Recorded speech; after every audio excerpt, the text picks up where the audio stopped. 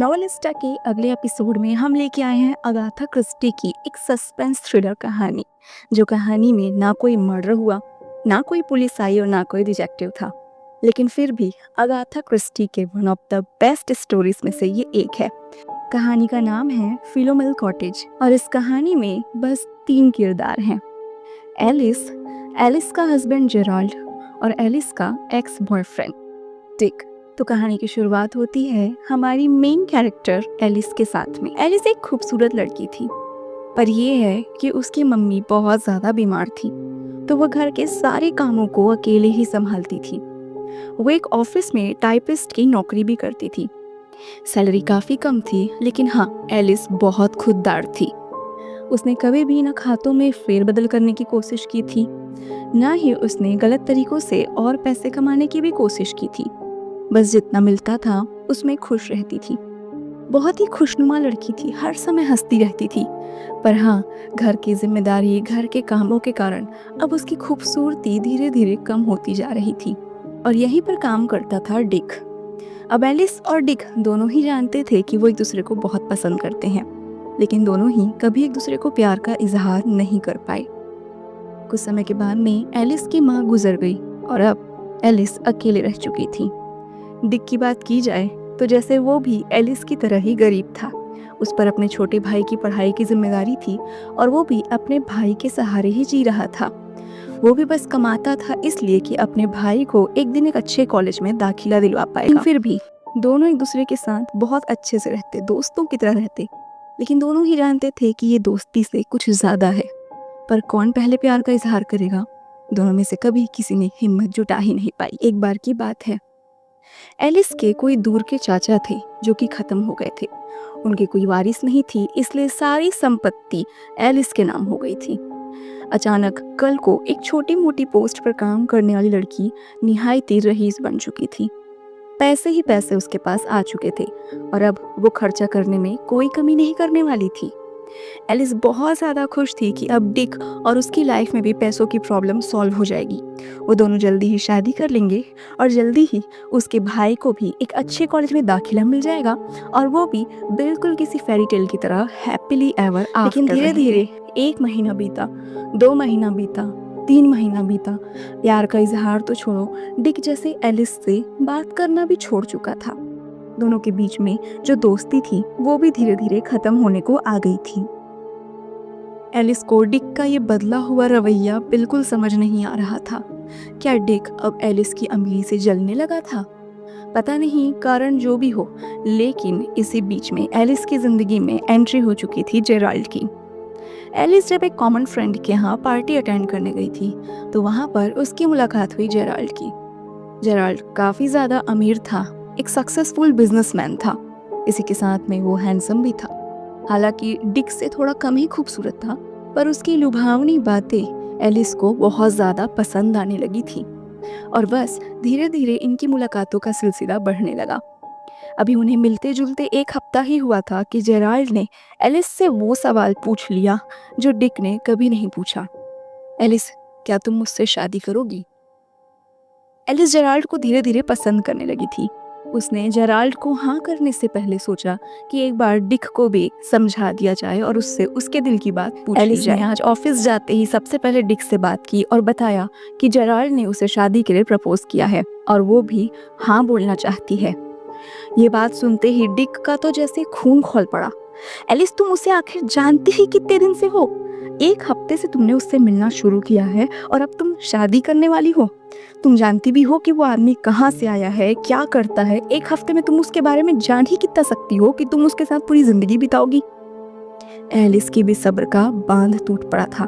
जो लड़का इतने दिन से उसे इग्नोर कर रहा था, आज उससे इतनी ऊंची आवाज में बात कर रहा है। एलिस ने भी गुस्से में कह दिया, तो मैं और क्या करूं डिक?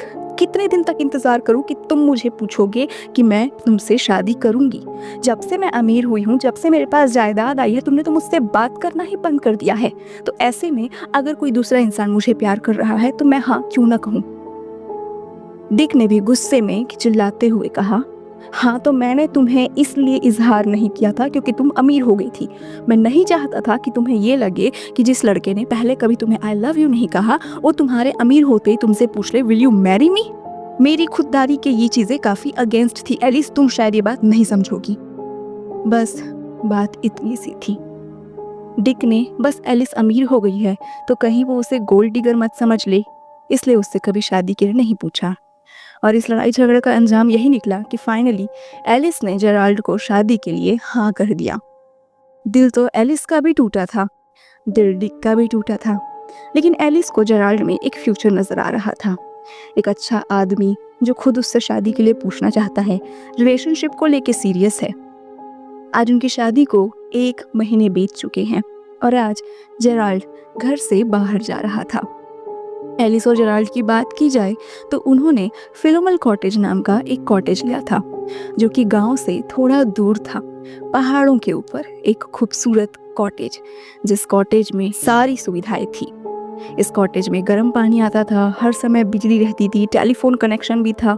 रूम इतने बड़े बड़े थे कि एलिस जब चाहे जिस रूम में जो करना चाहे कर सकती थी।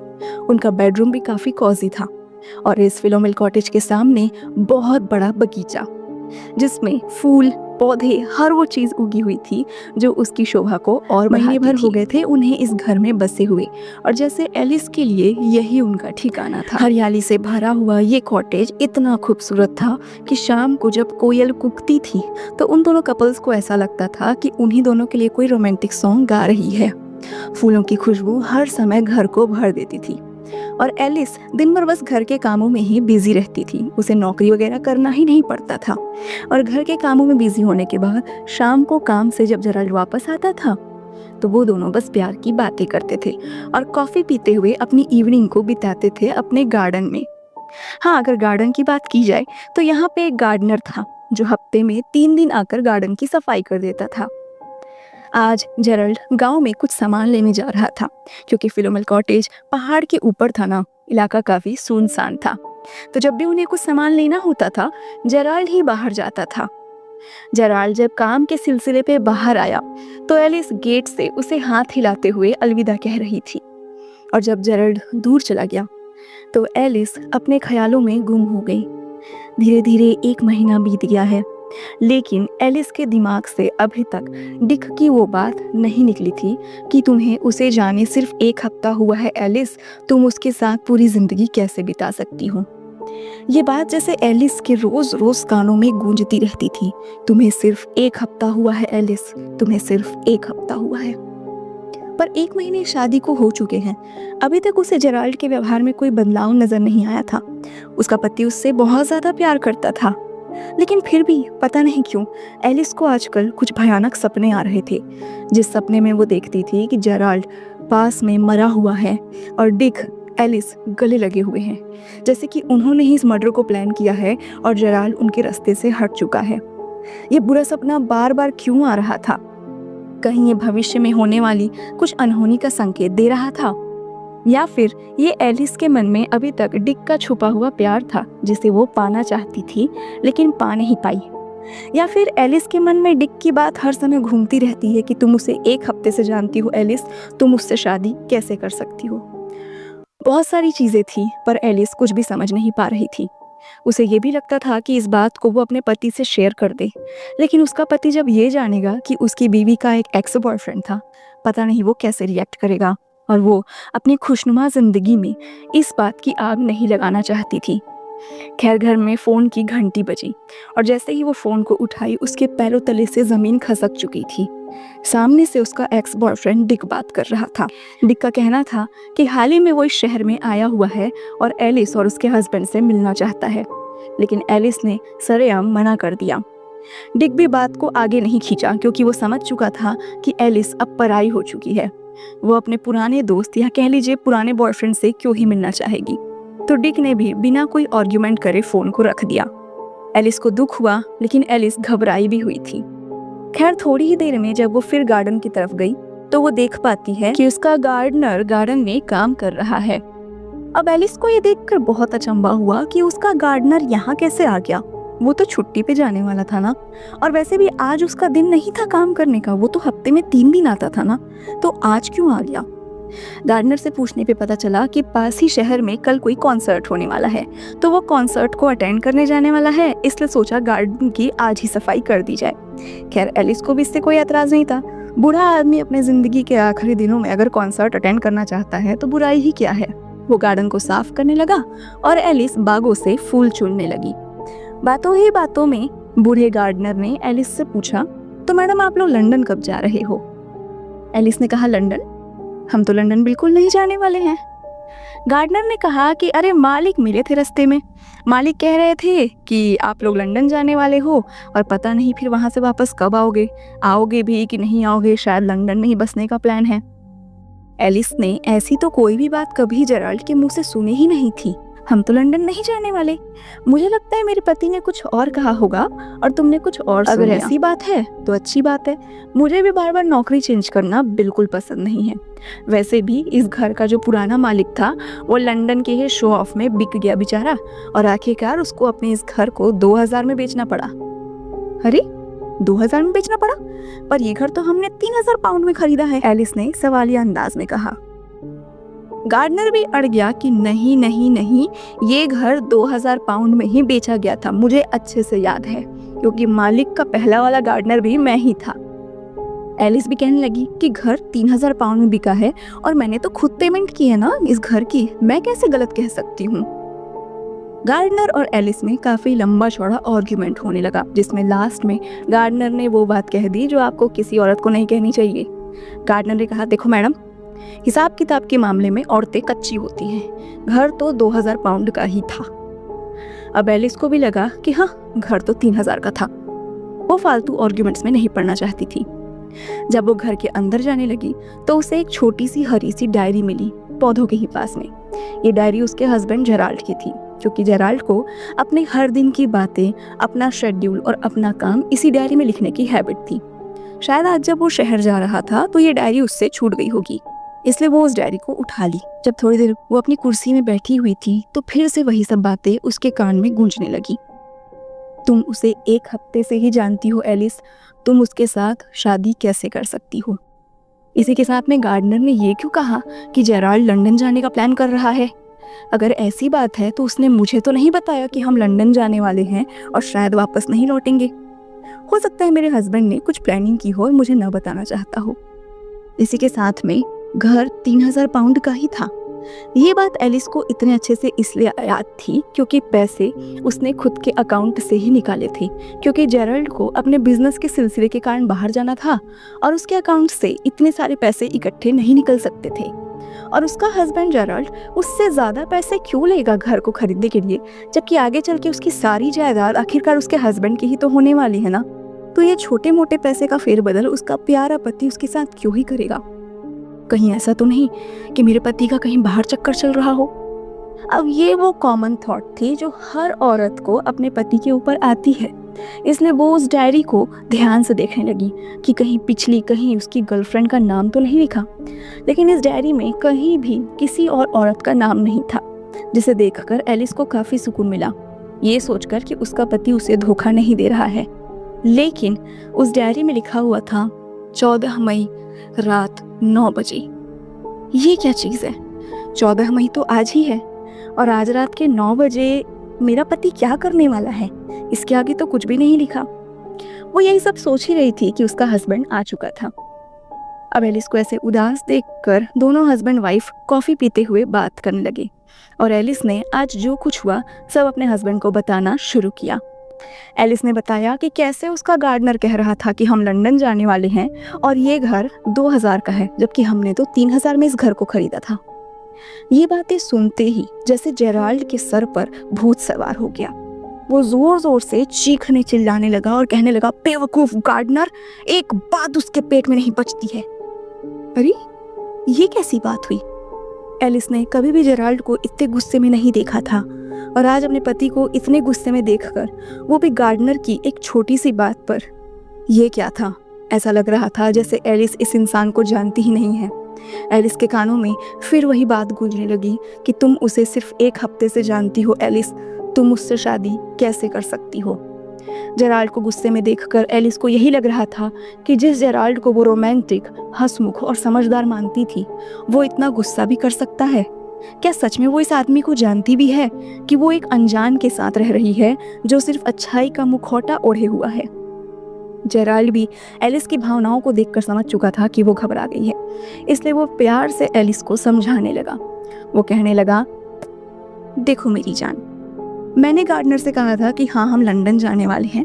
हाँ, ये हो सकता है कि उसने बातों को कुछ और तरीके से सुन लिया, और हाँ, ये घर वास्तव में 2000 का था, लेकिन मकान मालिक ने कहा था कि वो कुल मिलाकर 3000 लेगा।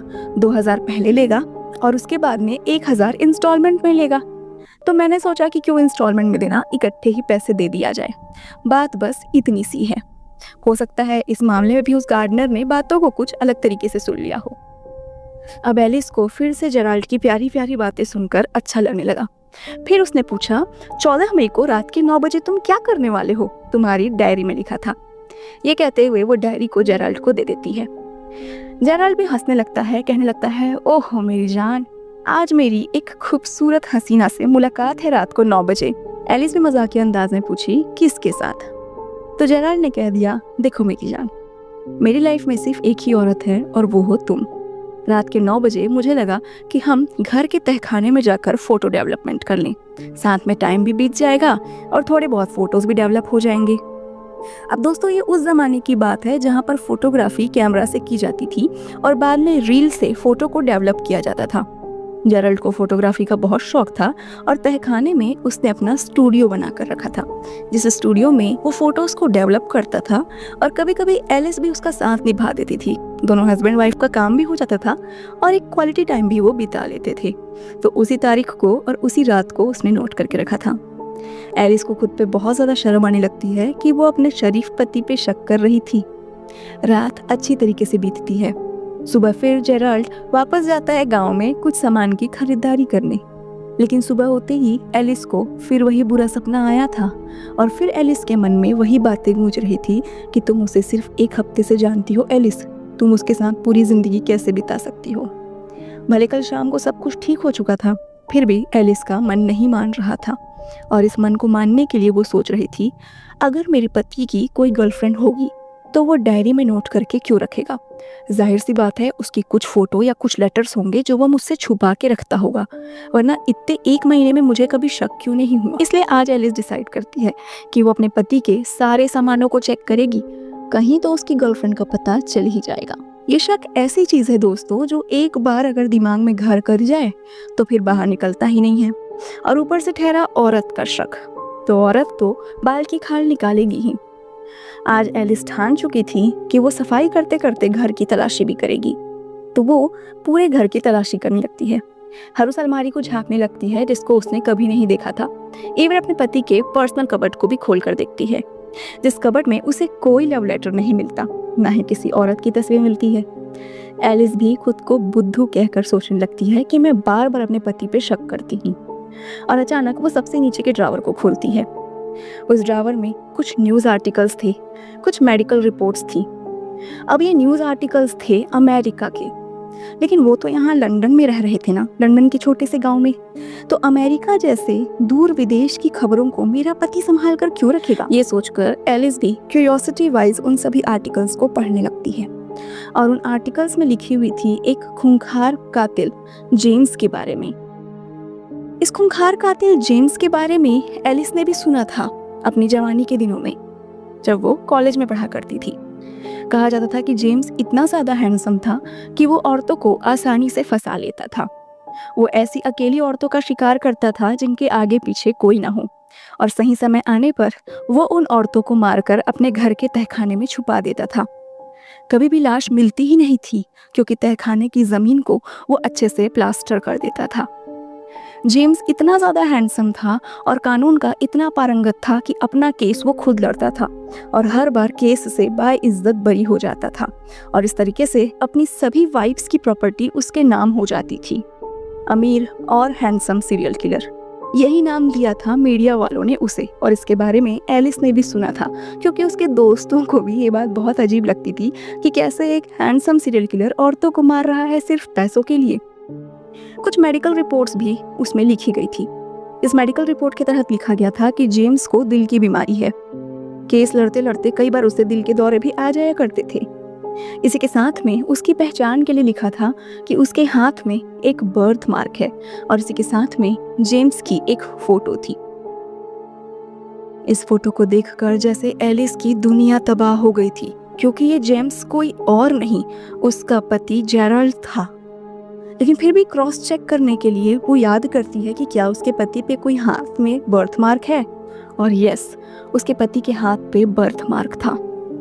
ये सब देखते ही एलिस चक्कर खा के जैसे जमीन पे गिर जाती है, फिर भी खुद को संभालती है और उन सभी न्यूज़ आर्टिकल्स को तह करके वैसे ही अलमारी में रख देती है जैसे कि पता मत चले कि उसने अलमारी को खोला हो।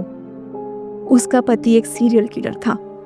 एलिस भी हाल ही में अमीर बनी थी और उसके भी आगे पीछे कोई नहीं है। और कल 14 मई रात 9 बजे कुछ और नहीं, उसका पति उसका मर्डर करने वाला था, उसी तहखाने में जहां वो फोटोज डेवलप करता था। और तहखाने की ज़मीन भी काफ़ी कच्ची थी, उसे खोदना काफ़ी आसान था। वो एलिस को मारकर उसमें दफना देता और ऊपर से प्लास्टर कर देता। और जैसा कि गार्डनर ने कहा था कि वो लंदन जाने वाले हैं, तो उसने अभी से गांव में ये कहानी बुनना शुरू कर दिया था कि वो फिल्मल कॉटेज को बेचकर अपनी पति के साथ लंदन चला जाएगा और फिर पता नहीं कब वापस आएगा। पूरी कहानी फ्रेम हो चुकी थी, बस गार्डनर ने आकर गुड़ गोबर कर दिया था। अगर कल गार्डनर नहीं आता और एलिस को नहीं बताता कि उसका पति गांव में क्या बातें फैला रहा है, तो शायद कल ही उसका मर्डर हो चुका होता। लेकिन अगर भगवान ने उसे जिंदगी दी है तो इस जिंदगी को वो बचाएगी। वो तुरंत उस घर से भाग जाना चाहती थी, लेकिन तभी उसका हस्बैंड जेराल्ड के आने की आहट हुई। जेराल्ड हाथ में आज नया एक हथौड़ा लेके आया था, काफ़ी ज़्यादा मुस्कुरा रहा था और जैसे आज ही वो इस काम को अंजाम देने वाला था। एलिस को सामने देखकर, ऊपर से घबराया हुआ देखकर वो कहने लगा, अरे एलिस, तुम्हें क्या हुआ? बड़ी घबराई सी दिख रही हो। एलिस जानती थी कि ये एक सीरियल किलर है, औरतों को काफ़ी अच्छे से जानता है, इसलिए अगर वो ज़्यादा घबराई तो हो सकता है उसका पति उसे मारने में रात की 9 बजे का वेट भी ना करे, पहले ही मार के टपका दे।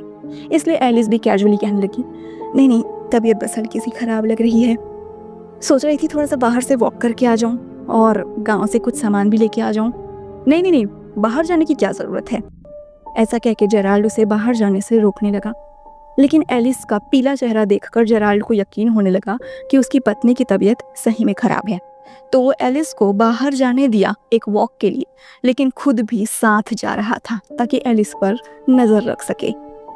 अब वो पूरा प्यार दिखाने की कोशिश कर रहा था, लेकिन एलिस उसकी सच्चाई जान चुकी थी, इसलिए जाहिर सी बात है वो उसके झांसे में नहीं आने वाली थी।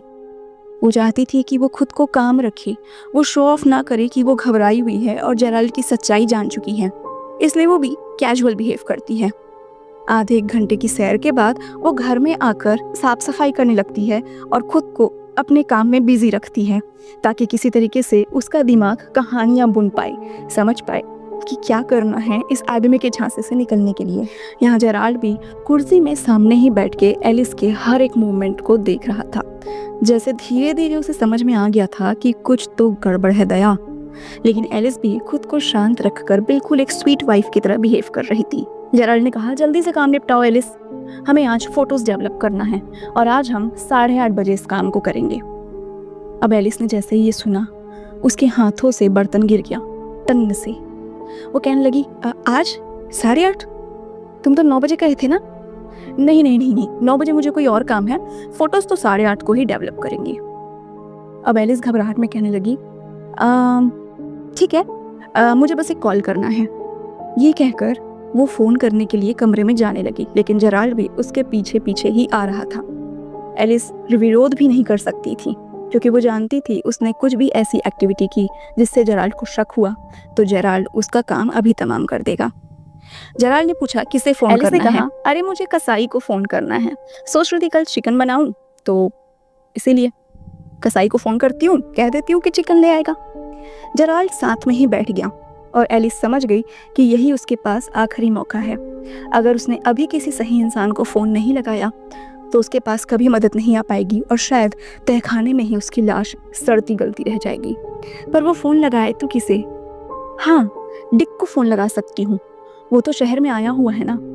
और अब वो अपने एक्स बॉयफ्रेंड को कॉल लगाना चाहती थी, लेकिन दिक्कत यही थी कि वो कसाई से बात करने वाली है, इसलिए बात कुछ ऐसे करे कि डिक के पास मैसेज भी पहुंच जाए और जेराल्ड को शक भी मत हो कि वो कसाई से बात कर रही है। खैर, उनके फ़ोन में एक म्यूट बटन था, जिस बटन को अगर दबा दो तो ऑब्वियसली दूसरे वाले की तरफ आवाज़ नहीं जाएगी। इसलिए वो फ़ोन पे डिक का नंबर डायल करती है और घंटियों के बजने का वेट करती है। इसी के साथ में वो अपने दिमाग में एक परफेक्ट सेंटेंस को भी डेवलप करने लगती है, जिससे डिक को मैसेज समझ में आ जाए पर उसके पति जेराल्ड को मैसेज समझ में न आए। अब इस मैसेज को आप भी ध्यान से सुनिएगा दोस्तों कि कैसे एलिस ने दिमाग लगाया। तो वो फ़ोन को उठाई, घंटी बजने लगी, म्यूट बटन। हेलो कसाई साहब।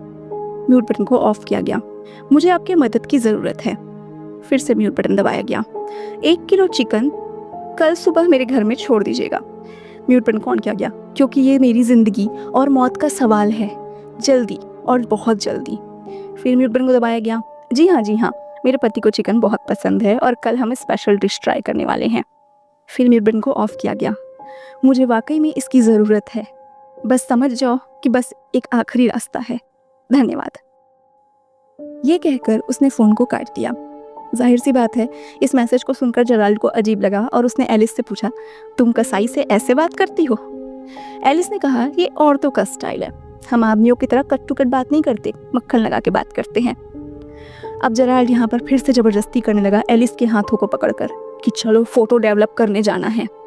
एलिस भी समझ रही थी कि फ़ोटो डेवलप नहीं करना है जनाब, मेरे फ़ोटो पे माला टंगाने की तैयारी कर रहे हो। इसलिए एलिस ने फिर से अपने दिमाग को चलाया और एक नई कहानी बुनने लगी।